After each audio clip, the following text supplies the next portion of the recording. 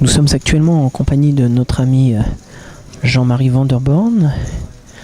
Jean-Marie qui est dans un coup très très important à la river, puisqu'il vient de raise à 5500 dans un pot d'à peu près 12 000 jetons sur un board valet de trèfle, dame de trèfle, 7 de carreau, 5 de cœur et 5 de carreau. Il est au bouton et il est au cut-off, pardon, et son adversaire au bouton est en train de réfléchir pour déjà un pot assez important qu'il remporterait. Alors, son adversaire est en train de se poser la question de savoir s'il doit coller ou non. Alors Jean-Marie peut-être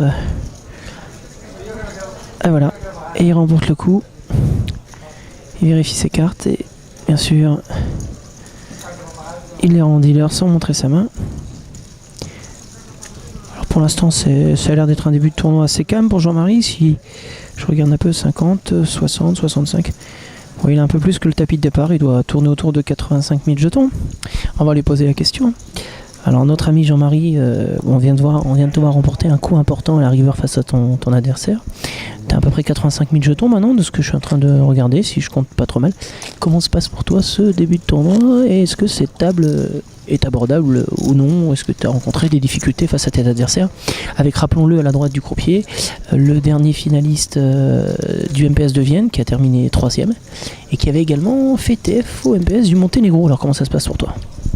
Alors lui vient d'arriver, c'est un excellent joueur. Bon, j'ai la chance, j'ai la position sur lui, donc c'est une bonne nouvelle.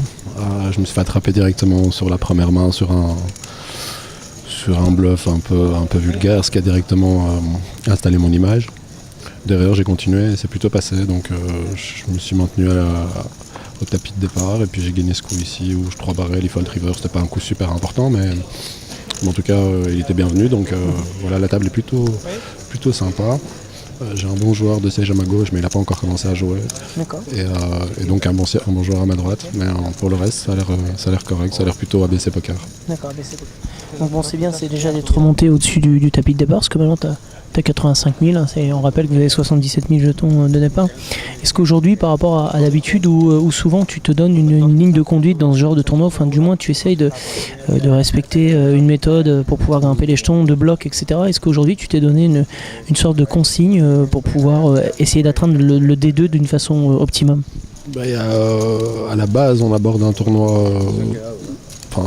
personnellement, je l'aborde de manière assez tight en général. Ici, il faut de toute façon d'abord évaluer sa table, donc c'est la première chose. Donc une fois arrivé, je me suis rendu compte que la table n'était pas d'un niveau extraordinaire, mais que malgré tout, à gauche, le jeune homme d'ici 3-4 heures va me poser quelques soucis, ça j'en suis certain. Et a priori, le fait d'avoir un bon joueur à ma droite, ça me dérange pas. Il comprend le poker, donc je suis assez satisfait. J'ai pas spécialement de stratégie. A priori, je vais quand même jouer beaucoup de coups parce qu'il y a beaucoup de mauvais joueurs à table quand même, notamment 2 à gauche et un très très mauvais 2 sièges à droite. Donc on va essayer de jouer des coups contre eux. Les 2 à gauche, ça sera pas en position, mais celui à droite, on va pas le lâcher. D'accord. Écoute, on te souhaite bonne chance dans ce Mega Poker Series de Madrid.